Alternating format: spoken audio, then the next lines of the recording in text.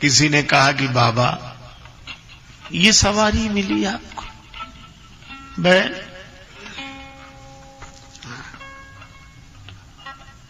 क्यों?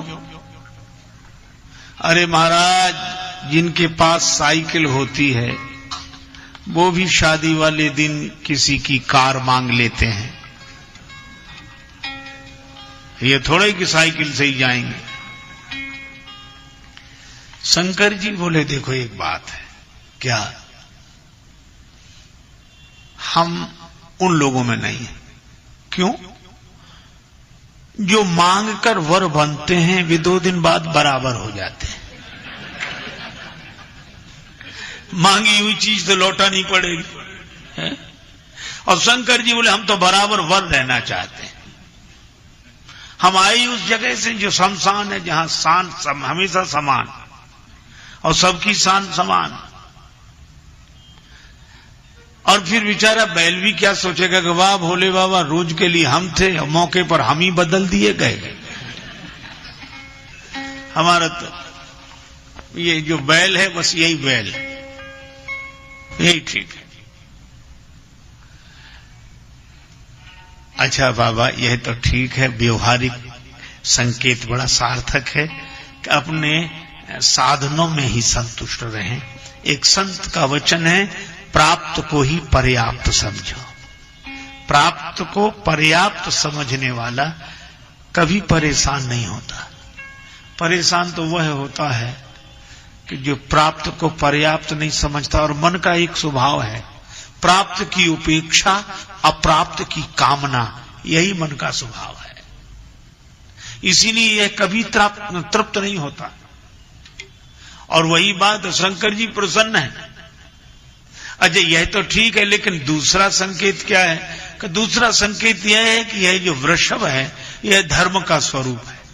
श्रीमद् भागवत के महात्मा प्रकरण में वर्णन आता ही है, यह वृषभ धर्म का रूप है। महाराज परीक्षित को तो शंकर जी बैल पर ही बैठते हैं।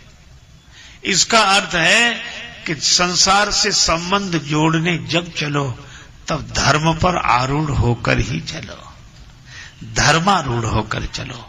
धर्म का त्याग कभी मत करो, धर्म के अनुसार चलो। शंकर जी बैठ गए बैल पर और मानो हम लोगों को उपदेश दिया कि संसार से संबंध जोड़ो पर रहना धर्म पर ही आरूढ़। धर्म का त्याग मत करना, फिर संसार से संबंध जोड़ो, कोई बात नहीं। पर एक संत कह रहे थे कि शंकर भगवान बैल पर भी बैठे तो सीधे नहीं, उल्टे। जिधर बैल का मुख था उधर पीठ, जिधर बैल की पूंछ थी उधर मुख। और यह संकेत श्री तुलसीदास जी इस तरह से देते हैं, बर बोरा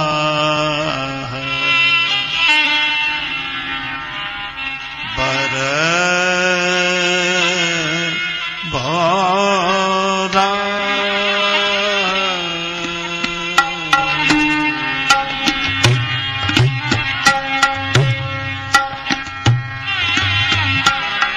बोरा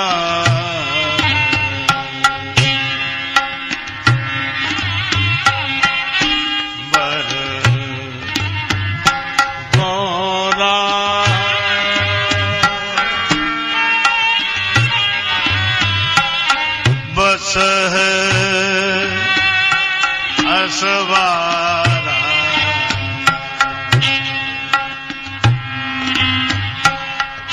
बर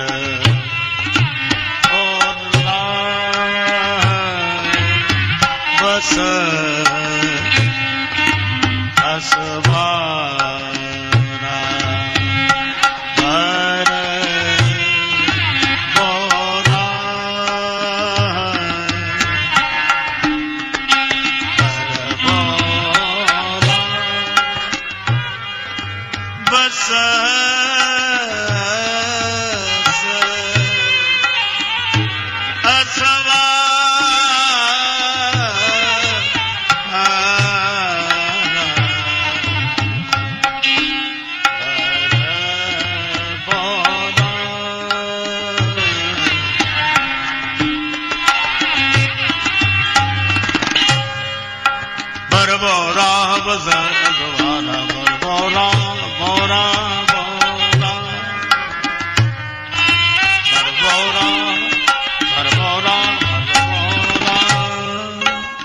बर बौरा, ये बर बावला है, बैल पर बैठा है। तो बैल पर बैठना होने से थोड़ी कोई बावला होगा। पर व्यंग यह है कि बैल पर भी ठीक बैठना नहीं है, उल्टा बैठे। तो किसी ने शंकर भगवान से कहा कि बैल पर उल्टे बैठे हो, बड़ी लंबी यात्रा है, कैसे पहुंचोगे? शंकर जी बोले हम चाहे जैसे बैठे, चलना तो बैल को है, चलेगा तो वह, हमें थोड़ा ही चलना है। ऐसो तो ठीक है, लेकिन उल्टे क्यों बैठे, उलट कर क्यों बैठे? शंकर जी ने कहा देखो एक बात है। क्या बात? यह है उलटकर बैठने का आशय यह है कि धर्म पर आरूढ़ हुए हैं, तो धर्म से जुड़ने के बाद तो जीवन उलटना ही चाहिए। अगर पहले ही जैसे बने रहे तो धर्म से बैठने का फायदा ही क्या हुआ? उलटना है, हमारा मन उलट जाए, जगत से जगदीश की ओर मुड़ जाए, यही तो धर्म पर बैठकर उलटना है, अपने जीवन को बदलना है। अच्छा यह तो ठीक है। और दूसरा, शंकर जी बोले हमें उलटकर ही बैठने की आदत है। उलटकर बैठना क्या? अंतर्मुखी दशा में रहना ही उलटकर बैठना है। हम लोग जब उलटते हैं तो इधर जाते हैं, पलटते हैं तो इधर आते हैं। उलटकर, उलटकर बैठना है। दिल में दिलदार सही, अखियां उलटी करता है चितइये। चरणदास गुरु कृपा कीनी, उलट गई मोरी नैन पुतरिया। वृत्ति इधर हो गई तो उलट कर बैठ गया, अपने स्वरूप में बैठा हूं। आहा, निजानंद मस्ती में मैं झूमता हूं, कहां कौन कैसा न मैं पूछता हूं। खिले हैं जमाने में गुल रंग बिरंगे, मिसाले भंवर हो के मैं गूंजता हूं। न जीने की इच्छा न मरने की चिंता, कजा से निडर हो के मैं घूमता हूं। पर मिली हैं जिनसे ये बेहद निगाहें, पकड़ उनके कदमों को मैं चूमता हूं। हुआ मुक्त सबसे बड़ी खुश नसीबी, फकीरी खजाने को मैं लूटता हूं। संत कबीरदास जी कहते हैं, बैठे ठाणे परे उताने, कहें कबीर हम वही ठिकाने। इसी को श्री तुलसीदास जी कहते, शंकर सहज स्वरूप सम्हारा। यही उलटकर बैठना। तो ज्ञान की दृष्टि से उलटकर बैठना स्वरूपस्थ होना। धर्म की दृष्टि से उलटकर बैठने का अर्थ जगत से जुड़ी हुई वृत्ति परमात्मा से जुड़ जाए, अनीति से जुड़ा हुआ मन नीति से जुड़ जाए। और भक्ति की दृष्टि से उलटकर बैठने का अर्थ यह है, शंकर जी ने कहा कि बारात में भगवान विष्णु हैं, भगवान विष्णु हैं और भगवान विष्णु के साथ अन्य देवता हैं। हम बैल पर बैठकर सीधे बैठ जाएं, इधर चलें और पीछे आ रहे भगवान, तो भगवान की ओर से पीठ हो जाएगी। तो ऐसा सीधा बैठना किस काम का, भगवान की ओर से पीठ हो जाए। फिर बोले हम उल्टे ही बैठेंगे, जगत की तरफ से भले ही पीठ रहे, भगवान तो दृष्टि में रहे, दृष्टि में भगवान रहे। अच्छा लेकिन एक बात है, क्या भगवान को देखने के लिए जगत से पीठ कर ली और नाता जगत से ही जोड़ने जा रहे हैं, तो जिससे नाता जोड़ रहे उसी की तरफ पीठ, तो भगवान को देखने का फल क्या? शंकर जी ने कहा बस यही जगत से संबंध जोड़ने की कला है। क्या का संबंध जगत से जोड़ें और दृष्टि में भगवान को रखें, तो ये संबंध सार्थक हो जाएगा, धन्य हो जाएगा। देवता बोले हमें तो कुछ समझ में आता नहीं। भगवान विष्णु ने कहा, देवताओं तुम्हारे बिना कोई विवाह नहीं होता। ऐसा दूल्हा आज तक देखा? बहुत विवाह देखे होंगे। देवताओं ने कहा कि आज तक नहीं देखा। तो भगवान विष्णु व्यंग करते हुए बोले, तो दूसरे के गांव में जाके अपनी हंसी कराओगे कि दूल्हे के लायक एक भी बाराती नहीं। व्यंग यह था कि दूल्हा है ही नहीं बारात लायक, पर कहा उल्टे ढंग से कि दूल्हे जैसा न हो तो कम से कम दूल्हे से मिलता जुलता एक तो बाराती होता। और शंकर भगवान तो ऐसे दूल्हा है कि भगवान तक इनकी बराबरी नहीं कर पा रहे। तो क्या करें? भगवान विष्णु ने कहा कि देखो, हंसी न कराना हो, अपनी अपनी हंसी न कराना हो तो अलग हो जाओ। ठीक है। अब भगवान तो विनोद कर रहे थे, अलग हो गए। पर शंकर जी, एक अजीब बात है, शंकर जी पर हंस रहे थे भगवान और देवताओं को भी हंसा रहे कि देखो ये। लेकिन अद्भुत है शंकर भगवान कि जब उन पर भगवान हंसने लगे और भगवान हंसी कराने लगे उनकी, तो शंकर जी भी हंसने लगे। श्री तुलसीदास जी महाराज लिखते हैं, मन ही मन महेश मुस्काही।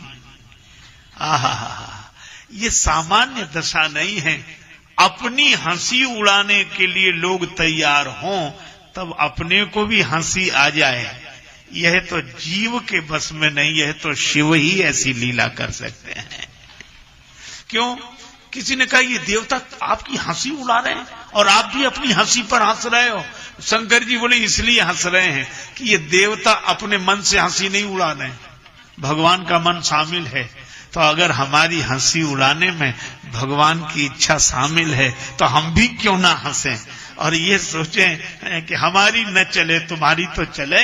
हरम के पुजारी हरम चाहते हैं, करम के पुजारी करम चाहते हैं, न खुशी चाहते हैं न गम चाहते हैं, जो तुम चाहते हो सो हम चाहते हैं। रह गए अकेले, सबने साथ छोड़ दिया।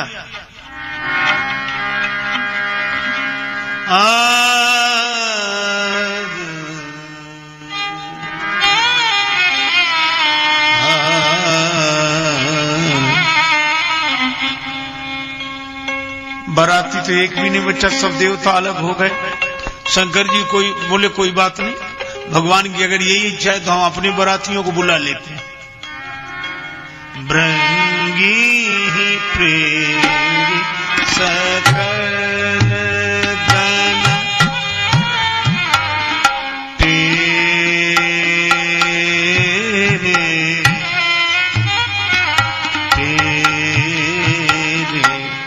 भृंगी प्रेरी सकल।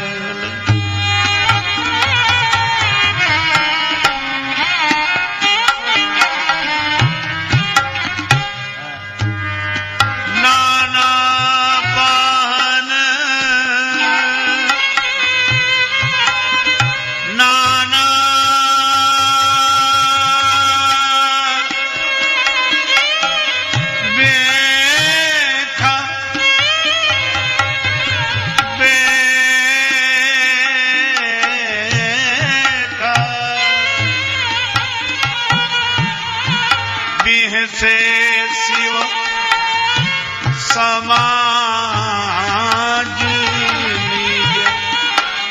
देखा प्रेमी सकल।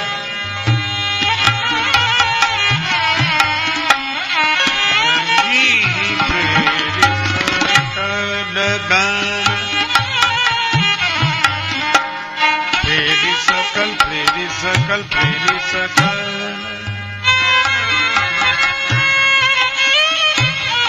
आज्ञा हुई बुलाओ हमारे जमातियों को।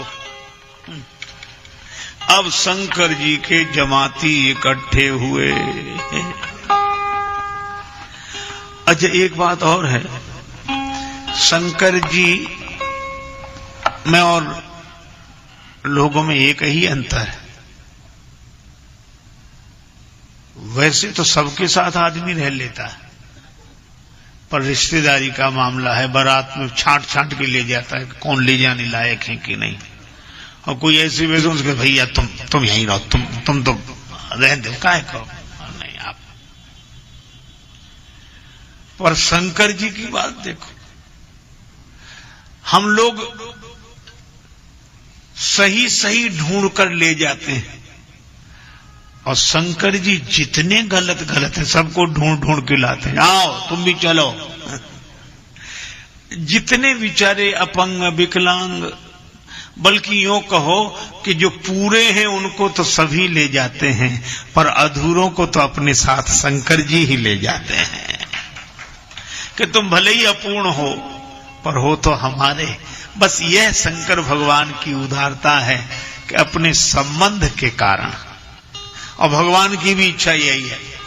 और इसीलिए अब शंकर जी के जमाती भूत प्रेत, अच्छा कभी कभी लगता है भूत कौन, जो मरने के बाद बना, मरने के पहले कोई भूत बन ही नहीं सकता। ये भले ही कहे कैसा भूत की तरह आ रहा है, भूत की तरह हो सकता है पर भूत तो मरने के बाद ही। और हमें कभी कभी लगता है कि शंकर जी के जमाती तो ये संत महापुरुष हैं, ये मरने के बाद ही बने हैं, बिना मरे बन ही नहीं सकते। अरे मरने की बात जाने तो श्राद्ध तक कर चुके, मर गए। और कितनी अद्भुत बात है, शंकर जी की जमात में तो वही शामिल हो सकता है जिसका अहंकार मर गया हो। जिस कुल जाति जहां जन्म हुआ था वहां से मर गए, और मरने के बाद ही बने, मरते नहीं तो बने ही नहीं सकते थे। अवसर है अनमोल काम कुछ ऐसा कर जा, पाकर गुरु से ज्ञान यार मरने से पहले मर जा। अपने घट में बैठ निरंतर नहीं किसी के घर जा, सीता राम नाम सुमिरन कर भव सागर से तर जा। एक बार एक महात्मा के पास एक सज्जन गए, राजा थे, बड़े आदमी थे, रजोगुणी वृत्ति थी, अहम भाव भी था। कहने लगे नंबर 1 का सौभाग्य हमें बताओ, क्योंकि मैं इस देश का राजा हूं, नंबर 2 का चाहे जिसे बताना। महात्मा हंसने लगे, कहा कि नंबर 1 का सौभाग्य तो निकल गया है, तुम देर में आए, नंबर 2 का बचा है। राजा बोला नंबर 1 का सौभाग्य क्या था जो निकल गया, और नंबर 2 का जो बचा हो सो बताओ। महात्मा बोले नंबर 1 का सौभाग्य तो यह था कि तुम पैदा ही ना हुए होते, ये नंबर 1 का सौभाग्य कि तुम जन्मे ना होते, जन्म ही ना हुआ होता, नंबर 1 का सौभाग्य। राजा कुछ समझाने और बोले नंबर 2 का। महात्मा बोले जितना जल्दी से जल्दी हो सके मर जाओ। राजा को कुछ समझ में नहीं आया, उठकर चला गया। पर यह अटपट ज्ञान कबीर का झटपट लखा न जाए, जो या को झटपट लखे सब खटपट मिट जाए। और अर्थ यह था कि परम सौभाग्य तो यह था कि यह अहंकार पैदा ही न हुआ होता। दूसरा सौभाग्य यह है कि अहम रह जाए, यह अहम का आकार छूट जाए। चिदानंद रूपः शिवोहम शिवोहम मनोबुद्धि अहंकार चित्तानि नाहम। मस्त राम मुर्दों से बोले हमको कुछ बतलाओगे, मुर्दों में से एक मुर्दा बोला मर जाओ सुख पाओगे। अच्छा, नदी में जब डूबता है जिंदा आदमी डूबता है, मुर्दा कभी डूबता ही नहीं। और हमारे तुलसीदास जी ने तो और अद्भुत संदेश दिया कि मुर्दा डूबता नहीं, और मुर्दे को कोई बैठ जाए मुर्दे पर तो मुर्दा उसे भी नहीं डूबने देता, पार लगा देता। तुलसीदास जी ने तो जमुना जी पार ही कर ली मुर्दे पर बैठ के। और कितनी अद्भुत बात है, मुर्दे पर बैठकर जमुना जी पार कर ली तुलसीदास जी ने। और मानो संदेश दिया कि जिसका अहंकार मर गया, अगर उसका आश्रय तुम ले लोगे तो तुम भी भवसागर से पार हो जाओगे। जिसका अहंकार, और जिसका अहंकार मर जाए वही शंकर जी का जमाती। अच्छा, ये आए कैसे? अब तुलसीदास जी बड़ा विचित्र वर्णन करते हैं। को मुखहीन विपुल मुख काहू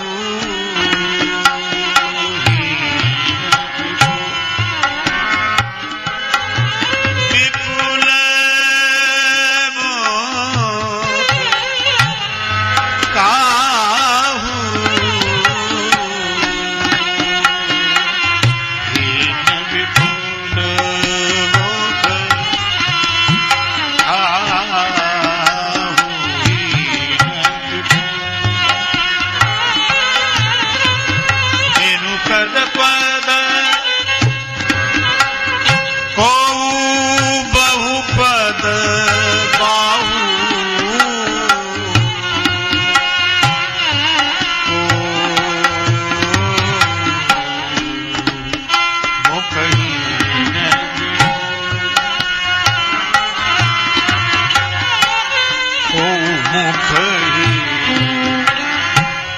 को मुखहीन विपुल, को मुखहीन विपुल, को मुखहीन।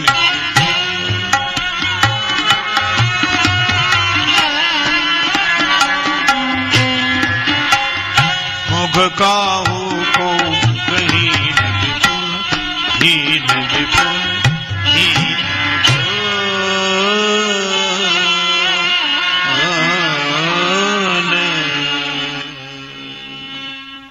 अब शंकर जी के जमाती आए। कैसे? कुछ ऐसे हैं जिनके मुख ही नहीं है।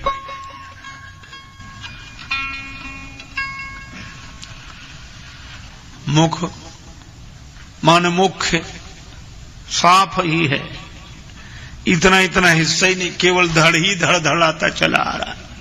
हम भी चलेंगे को मुखहीन।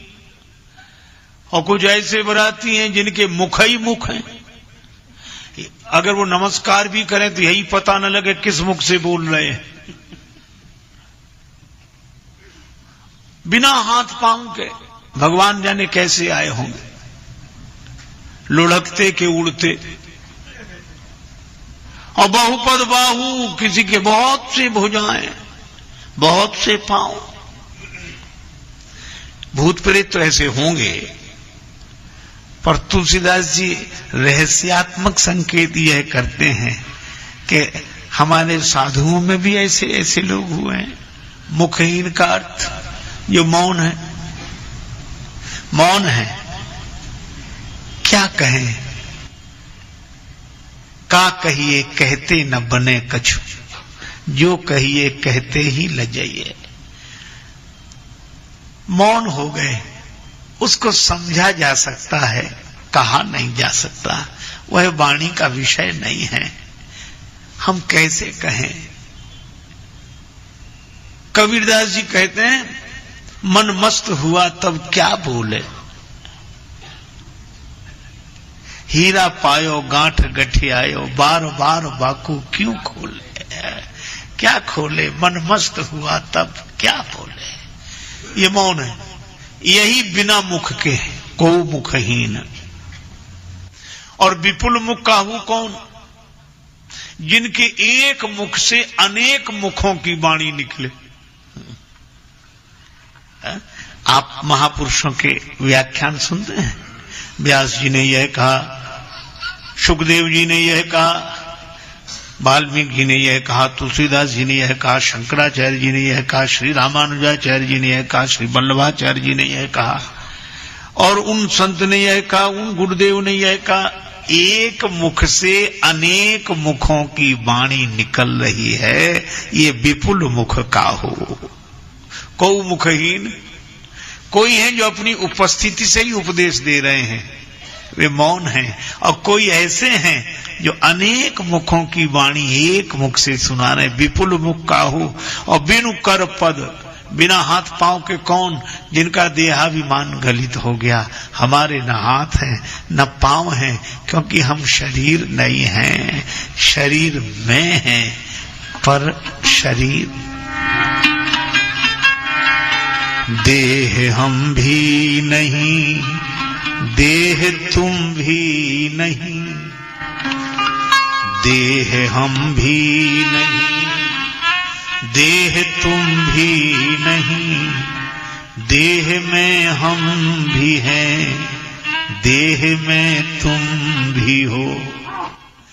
देह देह हम भी नहीं, देह तुम भी नहीं, देह में हम भी हैं, देह में तुम भी हो।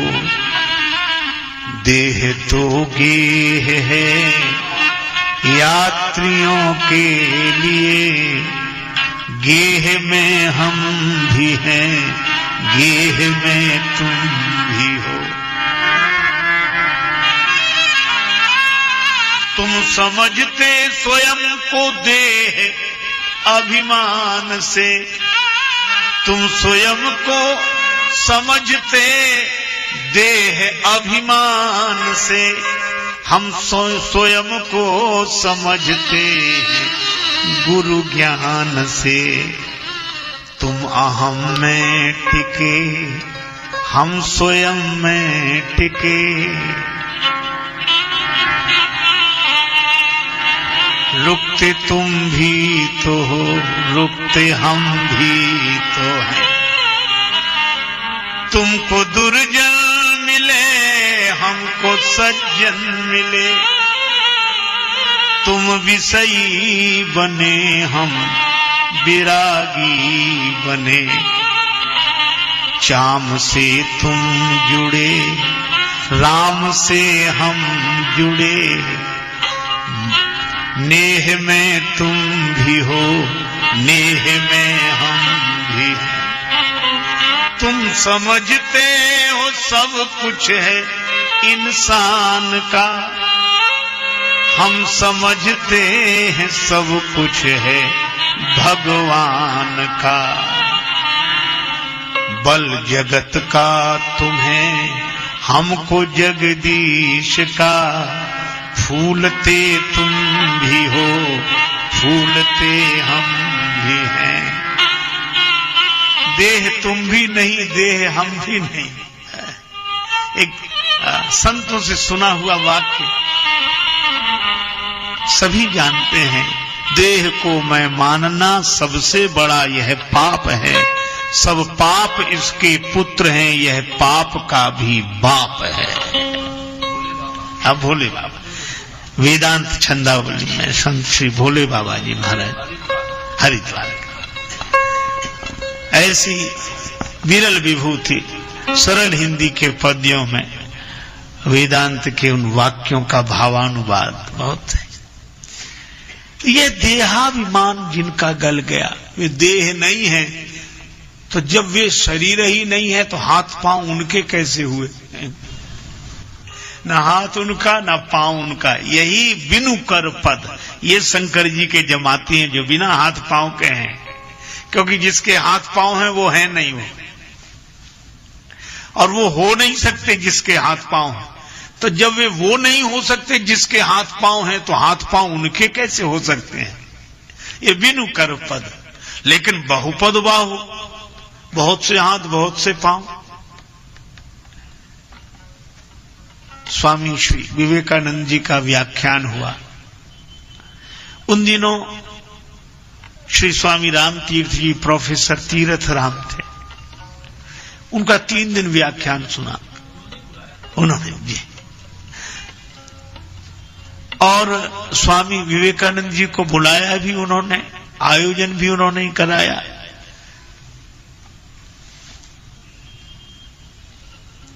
धर्म कर्म योग भक्ति योग पर व्याख्यान 2 दिन हुआ, पर उनका तो संस्कार ज्ञान का था। ज्ञान योग पर जब व्याख्यान स्वामी विवेकानंद जी का हुआ तो प्रोफेसर तीर्थ राम अभिभूत हो गए। पर क्या दें, कुछ उपहार देना चाहते थे, हाथ में घड़ी थी, वही उतार कर दी कि स्वामी जी मैं आपको यह दे रहा हूं उपहार, घड़ी। स्वामी जी ने उनका मन रखने के लिए हाथ में घड़ी बांधी और बोले बहुत अच्छी है, तो आप पहनेंगे ना? हाँ पहनूंगा। पर घड़ी खोली और प्रोफेसर तीर्थ राम के हाथ में बांधते हुए बोले आज से मैं अपने इस हाथ में घड़ी बांधूंगा, आज से मैं अपने इस। यह है कि सभी हाथ पांव उनके हैं, क्योंकि सब में वही ऐसा अनुभव जैसे सब में मैं ही मैं हूं। व्यास जी पुकार रहे हैं सुखदेव जी को, हा पुत्र लौट आओ। यम प्रव्रजंत मनपीत मपीत कृत्यम द्वयपायनो विरह कातर आजुहावो। पुत्रे सि तन्मयतया तरवो विने दुस्तम सर्वभूत हृदयम मुनि मानतोस्मि। जिनकी ओर से वृक्ष उत्तर देते हो, मानो सब में उनकी सत्ता है। इसी तरह जो सब में अपनी सत्ता का आत्मवत सर्वभूतेषु ही नहीं, उनको लगता है सब में मैं ही हूं। यही बहुपद बाहु, बहुत से हाथ उनके, बहुत से पांव उनके। यह शंकर जी की जमात। और कितना अद्भुत संकेत है कि सदगुरु का वह स्वरूप है उस परमात्म सत्ता से अभिन्नता, तो उनके जमाती भी ऐसे ही होंगे जो देह भाव से ऊपर उठ गए हैं। अब ये शंकर जी की विलक्षण बारात, अब यह तो अंतरंग रहस्य है, लेकिन बाहर का रंग रूप भी तो देखो। नाचहि गावहि गीत गीत,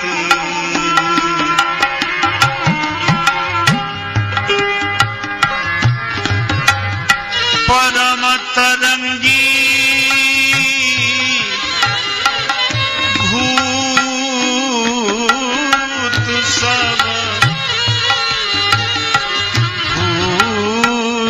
सब बोलहि अति विपरीत,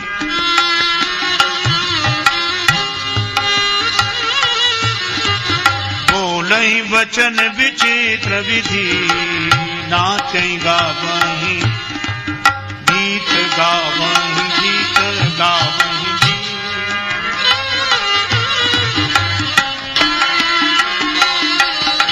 नाचहि गावहि गीत परम तरंगी भूत गावहि।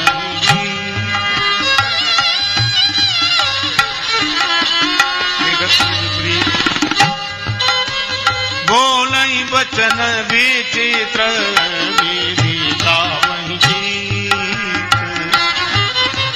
नाचे गावहि गीत, नाचे गावहि गीत, नाचे गावहि गीत। नाचते हैं, गीत गाते हैं, परम तरंगी भूत सब देखत अति विपरीत, देखने में बड़े प्रतिकूल समझ में आते हैं। बोले ही वचन विचित्र विधि। अब ये भूत, हे भगवान, एक सज्जन बोले कि भूत होते हैं? हमने कहा ये उन लोगों से पूछो जो शोध करते हैं, होते होंगे। कुछ लोग कहते नहीं पक्के होते हैं महाराज, कुछ लोग कहते नहीं भ्रम है। पर देखे चाहे भले ही कम लोगों ने हो, पर प्राय डरते सब है। एक सज्जन तो कह रहे थे अरे कुछ नहीं होता, भूत भय का, मन की भावना है, भय का भूत है। लेकिन ये चर्चा ही बंद करो, काहे करते हो? जब है ही नहीं तो फिर चर्चा काहे को शुरू रहे चाहे बंद रहे। समझ लो सबसे ज्यादा यही डर रहे हैं। लेकिन एक बात है, 5 भूत तो हम सबको लगे हैं। क्षितिजल पावक गगन समीरा, पंच रचित अति अधम शरीरा। ये 5 भूत हैं। हमारे गुरुदेव कहते थे कि सदगुरु से प्रार्थना करने, सदगुरु 5 भूत उतारो। ये जो भूतों का अभिमान, अजय भूत जिसे लग जाए, आदमी दूसरा होता है लेकिन बोलता वो है जो लगा होता है। तो जैसे भूत किसी को लग जाए तो भूत बोलता है, पर वाणी उसकी होती है। इसी तरह हम लोगों को जब ये देहाभिमान लग जाता है तो हम होते तो ब्रह्म हैं, पर भूत बोलने लगते हैं इससे, ये भूत। और गुरुदेव जब झाड़ फूंक करते हैं तब उतरते हैं ये। शंकर जी के तो ये भूत ही प्रेत है, मानो झाड़ फूंक करा नहीं आए। शंकर जी ने कहा चलो। और सचमुच ये है कि ये देहाभिमान का भूत तो गुरुदेव के मंत्र से ही जाएगा और कोई उपाय नहीं। सदगुरु वैद्य वचन विश्वासा। अब ये विचित्र जमात शंकर जी की विलक्षण बारात आई हिमांचल राज की नगरी में। अब राजा की बेटी का विवाह, चारों तरफ मंगलमय उत्सव, स्वागत समिति बनाई गई थी। कुछ विशिष्ट जनों ने अपना नाम प्रमुख रूप से लिखवाया था, स्वागत हम करने जाएंगे, हम करने जाएंगे, हमको भेजा जाए, हम विशेष हैं। बाकी के लोग बोले मन होता तो भी नहीं जा सकते थे, क्योंकि विशेष लोग जाएंगे इसमें। वो बेचारे जा नहीं सके महाराज। अब शंकर जी की बारात आई तो जो बड़े बड़े लोग थे सवारियां लेकर आए स्वागत करने के लिए। और छोटे छोटे बालक आए तमाशा देखने के लिए। बच्चों को तो यही चाव होता है कि बारात कैसी, दूल्हा कैसा, कितने घोड़े, कितने हाथी, तमाशा क्या क्या। वो आए बेचारे तमाशा देखने, और जो उन्होंने भगवान विष्णु को देखा, देवताओं को देखा, तो उन्हीं की तरफ देखने लगे। अब बच्चे इशारा करने लगे भगवान विष्णु की तरफ कि ये दूल्हा होगा, और देवताओं की तरफ भी थोड़े से बाराती आए हैं, ये इतने यही है बस। पर भगवान विष्णु तो बड़े विनोदी, मुस्कुराकर बोले इनमें ना कोई दूल्हा है ना कोई बाराती। फिर आप लोग कौन? बोले हम भी तुम्हारी तरह बारात देखने आए हैं। अब तो स्वागत करने वाले पूछे तो और बाराती, तो इशारा कर दिया बालकों को, उनको जिधर शंकर जी की जमात थी कि बारात दूल्हा तो उधर है, देखो। अब स्वागत के लिए उत्सुक लोगों ने कहा किधर है, अभी देखते। और जो उधर देखा, हे भगवान किसकी हिम्मत जो कहे पधारिए आपका स्वागत है। कौन माला पहनाए, कौन तिलक लगाए, कौन हाथ जोड़ के कविता सुनाए, क्या आज हमारे भाग्य खुल गए, जो मेहमान आए हैं द्वार पर पधारे हैं, और आपके रूप में तो भगवान आ गए। कौन कहे?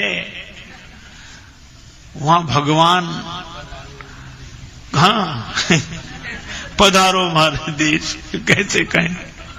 हे प्रभु, उन लोगों की तो कहे कौन, सवारियां भाग गई, हाथी घोड़े प्राण बचा के भाग रहे हैं।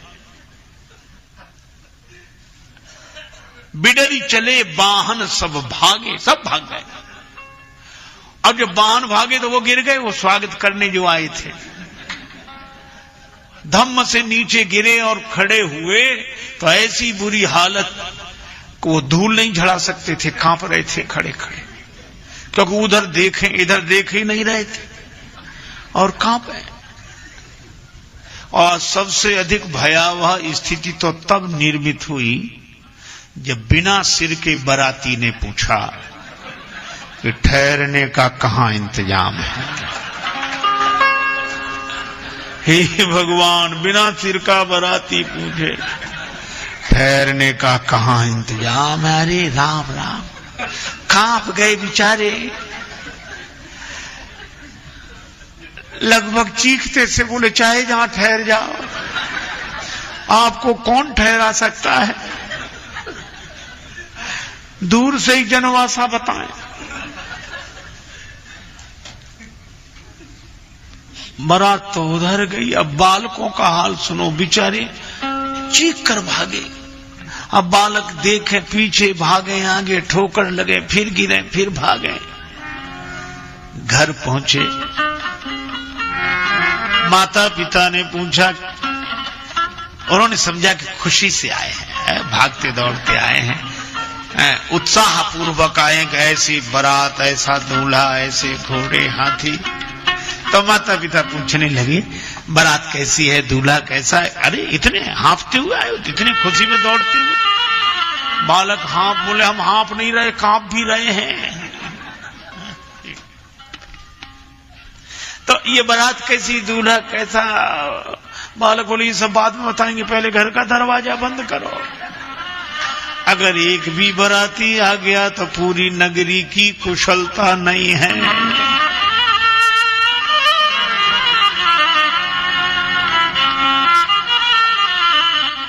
एक संत का लिखा हुआ पद है, अरे बाप रे बाप, विकट विकट भूत प्रेत, विकट विकट सांप। अरे बाप रे बाप, विकट विकट भूत प्रेत, विकट विकट सांप।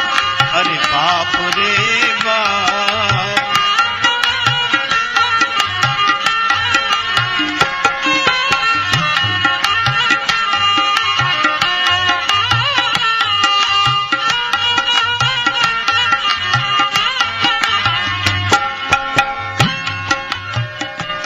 अरे बाप रे बाप,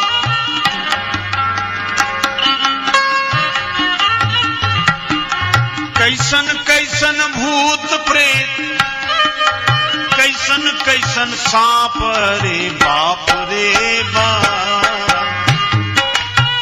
पूरब की बोली कैसन कैसन, भोजपुरी और पूर्वी बोली का मिश्रण है इस गीत में। कैसन कैसन माने कैसे कैसे, कैसे कैसे भूत प्रेत, कैसे कैसे सांप, कैसन कैसन भूत प्रेत, कैसन कैसन सांप, विकट विकट भूत प्रेत, विकट विकट सांप, अरे बाप रे बाप। विकट विकट सांप रे बाप रे बाप।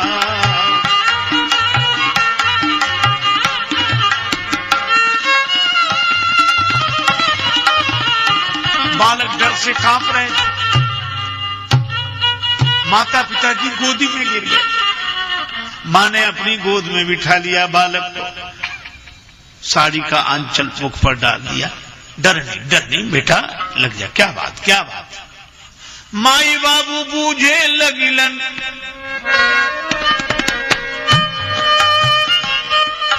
माई बाबू बूझे लगिलन, अचरा से झांप, अरे बाप रे बाप। विकट विकट भूत प्रेत, विकट विकट सांप, अरे बाप रे बाप।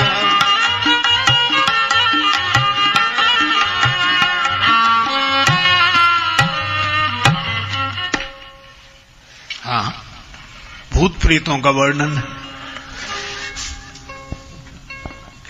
मां बाप पूछ रहे, मां अपने आंचल से छिपा कर पूछ रही है। भोजपुरी भाषा के बड़े रस सिद्ध भक्त कवि थे ये संत, बड़ा सुंदर वर्णन किया। बालकों की दशा क्या, कोई करे भय से, बता तो पावे नहीं, वह इतने के भूत सांप बस, और कुछ बोल ना पावे।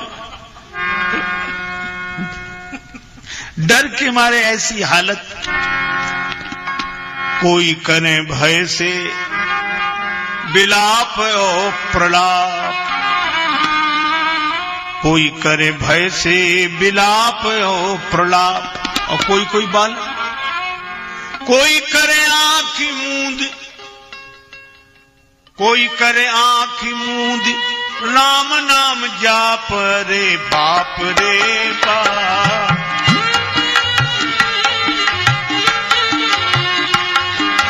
विकट विकट भूत प्रेत, विकट विकट सांप, अरे बाप रे बाप।